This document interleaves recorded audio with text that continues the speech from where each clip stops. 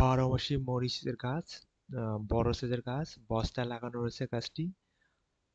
বলা হচ্ছে এই গাছটি থেকে 4 বছর পর্যন্ত মরিচ খাওয়া যাবে। গাছটির দাম চাওয়া হচ্ছে 1500 টাকা। এই গাছের ছোট চারা সাইজের চারাগুলো রয়েছে সেগুলোর দাম 150 টাকা চাওয়া হচ্ছে।